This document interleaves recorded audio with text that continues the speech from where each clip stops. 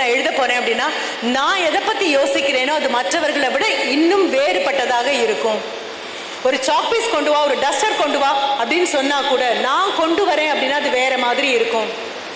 இன்னைக்கு நீ இதுதான் பண்ணணும் அப்படின்னு ஆசிரியர் ஒரு வேலை கொடுக்குறாரு. வேலையில சின்னதும் கிடையாது பெரியதும் கிடையாது. வீட்டை கூட்டி விடு அப்படின்னு சொன்னாலும் சரி, வீட்டில் இதெல்லாம் சரி பண்ணு அப்படின்னு சொன்னாலும் சரி, ஒலிம்பிக் பந்தயத்தில் பங்கிடுன்னு சொன்னாலும் சரி, என்ன நீ செஞ்சாலும் அதுல உன்னுடைய சிக்னேச்சர் இருக்கணும். Without wax. என்னுடைய நேர்மையில் எங்கேயும் விரிசல் விடல, என்னுடைய நேர்மையில எங்கேயும் கிராக் இல்ல. உங்க முன்னால ஒண்ணு சொல்லி பின்னால ஒண்ணு சொல்ற நபர் நான் இல்ல.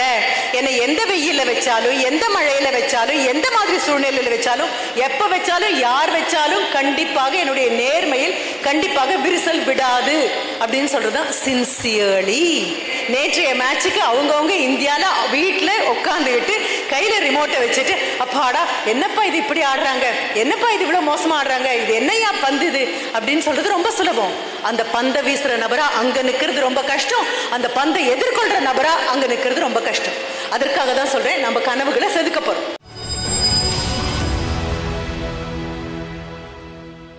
என்ன உன்னுடைய கனவாக இருந்தாலும் இன்னைக்கு எழுது உன்னுடைய நோட் புக்ல. I would like to become this. இதுவாக இப்படி நான் மாற ஆசைப்படுகிறேன், இப்படிப்பட்ட நபராக நான் பெரிய சினிமா டைரக்டர் ஆகணும் அப்படின்னு ஆசைப்பட்டியா எழுது. அதற்கான எல்லா முயற்சியும் எடு. அந்த எல்லா முயற்சியிலும் எதுவும் சேர்ந்து வரும் தெரியுமா? உங்க பள்ளிக்கூட ஆண்டு விழா வரும். உங்க பள்ளிக்கூட ஆண்டு விழால ஒரு நாடகம் மேடைக்கு வரணும். அந்த நாடகத்தை ஒழுங்கா டைரக்ட் பண்ணக்கூடிய பொறுப்பை நீ எடுத்துக்கிட்ட அப்படின்னு சொன்னா விளையும் பயிர் முளையில தெரியும். ஆனா அவங்கவுங்க இடத்துல உட்காந்துக்கிட்டு ஆசை மட்டும் பட்டுட்டு கனவு காண்டதான் நினைச்சோம் அப்படின்னா, இப்ப நான் சொன்னேனே நேற்றைய மேட்சுக்கு அவங்கவுங்க இந்தியால வீட்டுல உட்காந்துக்கிட்டு கையில ரிமோட்டை வச்சுட்டு அப்பாடா என்னப்பா இது இப்படி ஆடுறாங்க, என்னப்பா இது இவ்வளவு மோசமா ஆடுறாங்க, இது என்னையா பந்து இது அப்படின்னு சொல்றது ரொம்ப சுலபம். அந்த பந்தை வீசுற நபரா அங்க நிக்கிறது ரொம்ப கஷ்டம், அந்த பந்தை எதிர்கொள்ற நபரா அங்க நிக்கிறது ரொம்ப கஷ்டம். அதற்காக தான் சொல்றேன், நம்ம கனவுகளை செதுக்க போறோம்.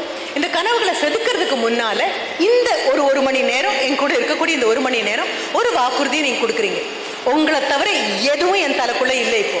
அதே மாதிரி உங்க கவனத்தையும் எங்கேயும் போக விடாம கொடுத்துட்டீங்க அப்படின்னா இந்த ஒரு மணி நேரம் it's not expenditure, it is an investment. இது செலவு அல்ல, இது ஒரு மூலதனமாக மாறும். அப்ப என்ன பண்றோம்? சின்சியரா கவனிக்கிறோம். என்ன சின்சியர் அப்படிங்கிற வார்த்தை நான் அதுக்கும் சொல்லிடுறேன் சுலபமா. எல்லாம் எழுதும் பொழுது உங்களுடைய காம்போசிஷன்ல யுவர்ஸ் ஒபீடியன்ட்லி, அது ஸ்டூடெண்டா இருக்கிற வரைக்கும். அப்புறம் போனீங்க அப்படின்னா யுவர் சின்சியர்லி அப்படின்னு கையெழுத்து போட ஆரம்பிப்பீங்க. இது என்ன சின்சியர்லி அப்படின்னு கேட்டீங்கன்னா ரொம்ப அழகா அதற்கு பின்னால ஒரு காரணம் இருக்கு. சைன்செரா அப்படிங்கிற வார்த்தை தான் சின்சியர் அப்படின்னு மாறிச்சு. என்ன பழக்கம் தெரியுமா? ரோம்லயும் கிரேக்க நாடுகள்லயும் மிக அழகான பளிங்காலான சிற்பங்களை செதுக்குவாங்க. எல்லாமே செதுக்கிற வேலை தான். பளிங்காலான சிற்பங்களை செதுக்குவாங்க. அப்படி பளிங்காலான சிற்பங்களை மார்பிள் ஸ்டோன்ல செதுக்குவாங்க. மார்பிள் ஸ்டோன் என்ன மண்ணு மாதிரி செதுக்கிற மாதிரி எல்லாம் செதுக்கிறேன்னு சொல்லாதது. ரொம்ப உறுதியா நிற்கும், ரொம்ப ரொம்ப கவனமா செதுக்கும். அப்படி ரொம்ப ரொம்ப கவனமா செதுக்கும் போது சில சமயம் என்ன ஆகும் தெரியுமா? கையில இருக்கக்கூடிய உளிப்பட்டு சில இடங்கள்ல பின்னமா போகும், சிதைந்து போகும். அதுல சின்னதா ஒரு கிராக் விழும், ஒரு விரிசல் விழுந்துடும். இந்த விரிசல் விழுந்துருச்சுன்னா கண்டிப்பா அந்த பொம்மையை யாரும் வாங்க மாட்டாங்க, அந்த சிலையை யாரும் வாங்க மாட்டாங்க. அதுக்கு அவங்க செய்யக்கூடியது என்ன அப்படின்னா செராமிக் அப்படின்னு கேள்விப்பட்டிருப்பீங்க. செரா இஸ் a clay. செராமிக் அப்படின்னா இந்த கப் அண்ட் சாசர் எல்லாம் பார்த்திருப்பீங்க. கீழே போட்டா சைனா கிளேன்னு சொல்லுவோம். அது கீழே போட்டா அவ்வளவே உடஞ்சே போயிடும். அந்த செராமிக் கிளே இருக்கு இல்லையா, அதை கொஞ்சம் எடுத்து எங்கெல்லாம் இந்த கீரல் இருக்கோ அங்கெல்லாம் அப்படியே மெழுகு மாதிரி பூசுவாங்க. It's a kind of a wax. அந்த மெழுகு மாதிரி பூசின உடனே என்னாகும்? அங்க ஒரு விரிசல் இருக்கிறதே யாருக்கும் தெரியாது, வாங்கிடுவாங்க. ஆனா இந்த சிலையை வடிச்சு அந்த சிற்ப கூடத்துக்குள்ளே வைக்க முடியாது. எங்க வைக்கணும்? வெளியில தான் வச்சாகணும். வெயில் மேல விழும் பொழுது இந்த வேக்ஸ் கொஞ்சம் கொஞ்சமா உருக ஆரம்பிச்சிடும். உருகினா என்ன தெரியும்? அந்த கீரல் தெரியும். அப்ப என்ன பொருள் தெரியுமா? சின்சியர் அப்படின்னா வித்தவுட் வேக்ஸ் அப்படின்னு அர்த்தம். அதாவது கண்டிப்பாக சைன்செரா வித்தவுட் வேக்ஸ். என்னுடைய நேர்மையில் எங்கேயும் விரிசல் விடல, என்னுடைய நேர்மையில எங்கேயும் கிராக் இல்ல. உங்க முன்னால ஒண்ணு சொல்லி பின்னால ஒண்ணு சொல்ற நபர் நான் இல்ல. என்னை எந்த வெயில வச்சாலும், எந்த மழையில வச்சாலும், எந்த மாதிரி சூழ்நிலையில வச்சாலும், எப்ப வச்சாலும், யார் வச்சாலும் கண்டிப்பாக என்னுடைய நேர்மையில் கண்டிப்பாக விரிசல் விடாது அப்படின்னு சொல்றதுதான் சின்சியர்லி. அப்போ சின்சியர் அப்படிங்கிற வார்த்தை இப்ப புரிஞ்சது இல்லையா? அப்ப என்ன பண்ண போறோம்? அடுத்த இந்த வரக்கூடிய கொஞ்சம் நிமிடங்களுக்கு we are going to focus, listen. எப்படி மரம் தெரியக்கூடாது, இலைகள் தெரியக்கூடாது, கிளைகள் தெரியக்கூடாது, கொம்புகள் தெரியக்கூடாது, கொப்புகள் தெரியக்கூடாது, என்ன கிளி கூட தெரியக்கூடாது, கிளியின் கழுத்தில் இருக்கக்கூடிய சிவப்பான அந்த கோடு மட்டும்தான் தெரியணும் அப்படின்னா நீ யாராக விருப்பம் கொண்ட நபராக இருந்தாலும் சரி, அதற்கான முழுமையான 200%, 100% பத்தாது, 200% உழைப்ப களத்துல இறக்கினா மட்டும்தான் முடியும். என்ன கேள்வியில கேட்பீங்க, படிச்சா மட்டும்தான் பெரிய ஆளாக முடியுமா?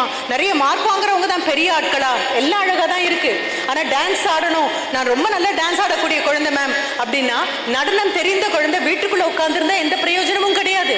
பள்ளிக்கூடத்துல இருக்கணும், பள்ளிக்கூடத்துல போட்டிகள் நடக்கும், அந்த நடன போட்டியில பங்கெடுக்கணும், பள்ளிக்கூடம் இன்னொரு பள்ளிக்கூடத்தோட போட்டிக்கு போகும், அந்த போட்டியில பங்கெடுக்கணும், அந்த போட்டியில டிஸ்ட்ரிக்ட் லெவல்ல பங்கெடுக்கணும், ஸ்டேட் லெவல்ல பங்கெடுக்கணும், நேஷனல் லெவல்ல பங்கெடுக்கணும், அதுக்கப்புறம் நாட்டுக்குரிய ஒரு நபராக பிரதிநிதியாக போகணும். அப்ப நீ எடுக்கக்கூடிய எந்த துறையாக இருந்தாலும் உழைப்பில்லாம அதுல எதுவுமே நடக்காதுங்கிறத ஞாபகம் வச்சு. சரியா? சின்சியர் பார்த்தாச்சு. அதுக்கு அடுத்தது ரொம்ப அழகான ஒரு 2 வரியிலான ஒரு ஜென் கதை. நீ போய் இன்னைக்கு தேடிப்பார், எல்லார் கையிலயும் மொபைல் இருக்கு. ஆனா அந்த மொபைல்ல புத்திசாலித்தனமா பயன்படுத்துறதுன்னு ஒண்ணு இருக்கு. கண்ட குப்பையும் கிளறிட்டு உட்கார்ந்துருந்தோம் அப்படின்னா எதை தேடுறோமோ அது மட்டும்தான் கிடைக்கும் நமக்கு. குப்பை தான் தேட போறோம் அப்படின்னா எதுதான் குப்பையை தேடும்? அந்த குப்பையில இருக்கிற பொருளை உண்ணக்கூடியது மட்டும்தான் குப்பையை தோண்டிட்டு இருக்கும். ஆனா நீங்க தேட போறீங்க அப்படின்னா நீ எதை தேடுவியோ அது கிடைக்கும். அதுவும் ஞாபகம் வச்சுக்கோ. தேடுங்கள் கண்டிப்பாக கிடைக்கும், கேளுங்கள் கண்டிப்பாக கொடுக்கப்படும்.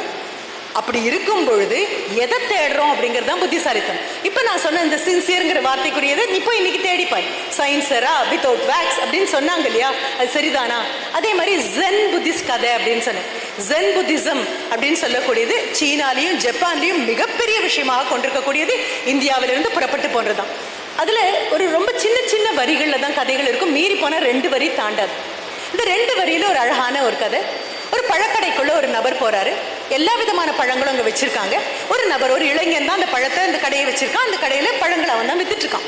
இப்போ அவங்ககிட்ட போன உடனே நாம எல்லாம் எப்பவுமே சொல்லுவோம் இல்லையா, இல்லைன்னா அம்மாவை கூட இருக்கலாம், வெளியில வண்டியில வந்து எல்லா காயும் தள்ளிட்டே வராங்கன்னு வைங்களேன், அவங்க கிட்ட போய் கத்திரிக்காய் வேணும் அப்படின்னு கேட்கும்போது அம்மா என்ன சொல்லுவாங்க, கத்திரிக்காய் வேணும்னு சொல்லிட்டு அம்மா நல்லதா கத்திரிக்காய் 4 எடுத்து கொடு அப்படின்னு கேட்பாங்க. இந்த நல்லதா அப்படிங்கிற வார்த்தை அதுக்கு தான் முன்னால ஒரு சின்சியர்ங்கிறத கொண்டு வந்து வச்சுட்டு நான் சொல்றேன். இப்போ இந்த பழக்கடைக்கு வரக்கூடிய அந்த செல்வந்தர் அந்த நபர்கிட்ட, அந்த ஏழையான ஒரு சின்ன பையன் தான் அங்கே வித்துட்டு இருக்கான். அவங்ககிட்ட என்னன்னு கேட்கிறாரு, நல்லதா 4 ஆப்பிள் எடு, நல்ல பழமா 4 எடு அப்படிங்கும்போது அவன் ஒரு முகம் பார்த்து கண் பார்த்து பதில் சொல்றான், நான் விற்கிறது எல்லாமே நல்லதா தான் இருக்கும். மிகப்பெரிய பதில் இது, மிக மிக பெரிய பதில்.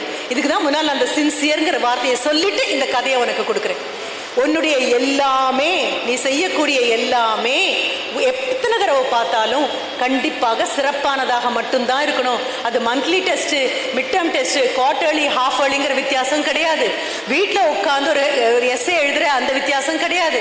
இம்போசிஷன் எழுதுற வேலையாக இருந்தாலும் சரி, என்ன வேலையாக இருந்தாலும் சரி. இல்லை மேம் நாளைக்கு தான் நாங்கள் ஸ்டேஜில் ஆட போறேன், இன்னைக்கு வெறும் பிராக்டிஸ் தான் மேம்னா வெறும் பிராக்டிஸ் கிடையாது. 100 தடவை பிராக்டிஸ் பண்ணா 101வது தடவை ரொம்ப அழகா பண்ணுவேன். 101 தடவை பிராக்டிஸ் பண்ணனா 102வது தடவை இன்னும் அழகா பண்ணுவேன். இந்த கதையை பாரு, நல்லதா ஆப்பிள் 4 கொடு அப்படின்னு கேட்டதுக்கு அந்த பையனுடைய பதில், இங்க விற்கிறது எல்லாமே நல்லதா தான் இருக்கும். அந்த வார்த்தையை மனதுக்குள்ள எடுத்துக்கோ. கனவுகளை செதுக்க போறோம். கனவுகளை செதுக்கிறதுக்கு நம்ம கையில சரியான சுத்தியலும் சரியான உளியும் வேணும். நம்ம கணக்கை தான் நம்ம செதுக்க போறோம். அப்படி செதுக்கும் பொழுது நான் செய்யற எல்லாமே சரியாதான் இருக்கும். ஆசிரியர் நோட் புக்கை ஸ்டாஃப் ரூம்ல இருந்து கொண்டு வா அப்படின்னு சொன்னா நான் கொண்டு வந்து அந்த நோட் புக்கை வைக்கிறது வேற மாதிரி இருக்கும். இனி ஒரு வாரத்துக்கு நீ தான் போர்டு இன்சார்ஜ் அப்படின்னு சொன்னா ஒவ்வொரு நாளும் தாட் ஃபார் த டே அப்படின்னு நான் எழுத போறேன் அப்படின்னா நான் எதை பத்தி யோசிக்கிறேனோ அது மற்றவர்களை விட இன்னும் வேறுபட்டதாக இருக்கும். ஒரு சாக் பீஸ் கொண்டு வா, ஒரு டஸ்டர் கொண்டு வா அப்படின்னு சொன்னா கூட நான் கொண்டு வரேன் அப்படின்னா அது வேற மாதிரி இருக்கும். இன்னைக்கு நீ இதுதான் பண்ணணும் அப்படின்னு ஆசிரியர் ஒரு வேலை கொடுக்குறாரு. வேலையில சின்னதும் கிடையாது பெரியதும் கிடையாது. வீட்டை கூட்டி விடு அப்படின்னு சொன்னாலும் சரி, வீட்டில் இதெல்லாம் சரி பண்ணு அப்படின்னு சொன்னாலும் சரி, ஒலிம்பிக் பந்தயத்துல பங்கெடுன்னு சொன்னாலும் சரி, என்ன நீ செஞ்சாலும் அதுல உன்னுடைய சிக்னேச்சர் இருக்கணும். What do I mean by signature? உட்காந்து கையெழுத்து போடுறத நான் சொல்லவே இல்லை.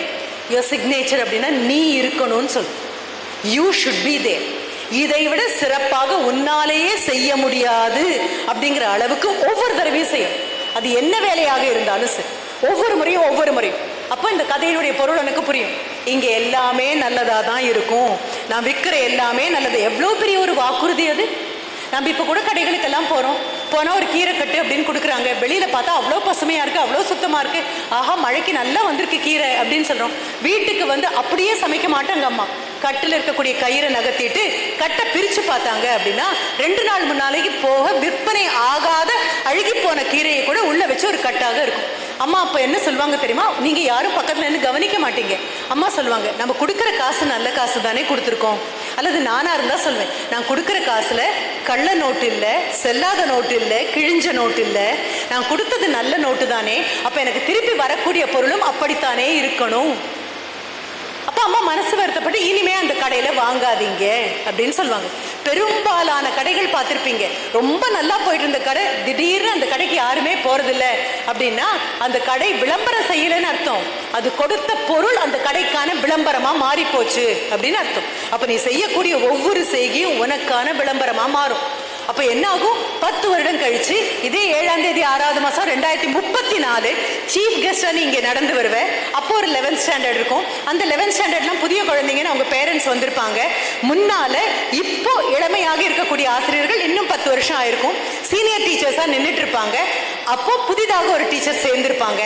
அந்த டீச்சர் திரும்பி உனக்கு கணக்கோ பிசிக்ஸோ பயாலஜியோ எடுத்து ஒரு ஆசிரியர்கிட்ட திரும்பி கேட்பாங்க, சீஃப் கெஸ்டா வருது நம்மளுடைய ஓல்டு ஸ்டூடெண்ட் அப்படின்னு அவங்க சொல்லிட்டு இன்னொரு வார்த்தையும் சொல்லுவாங்க. ஆனா அன்னைக்கே எங்களுக்கு தெரியும் இந்த பொண்ணு ரொம்ப உயரம் மேல போவான்னு தெரியும். அன்னைக்கே எங்களுக்கு தெரியும் இந்த பையன் ரொம்ப உயரம் போவான்னு தெரியும். அவங்ககிட்ட என்ன வேலையை கொடுத்தாலும் அவனை மாதிரி இன்னொருத்தரால செய்ய முடியாது, அந்த அளவு நல்லா செய்யக்கூடிய குழந்தை. அன்னைக்கு எங்களுக்கு தெரியும். ஆனா சீஃப் கெஸ்டா திரும்பி வருவான் நாங்க நினைக்கல. சீஃப் கெஸ்டா வந்ததுல எங்களுக்கு ரொம்ப பெரிய சந்தோஷம். Because we knew that this student will reach the highest in the order. இவளை விட உயரம் போக யாராலும் முடியாது. அப்ப நீங்க ஐபிஎஸ் அதிகாரியா கூட திரும்பி வரலாம், ஐஏஎஸ் அதிகாரியா திரும்பி வரலாம், இண்டஸ்ட்ரியலிஸ்டா திரும்பி வரலாம், இஸ்ரோல மிகப்பெரிய சயின்டிஸ்டாக திரும்பி வரலாம்.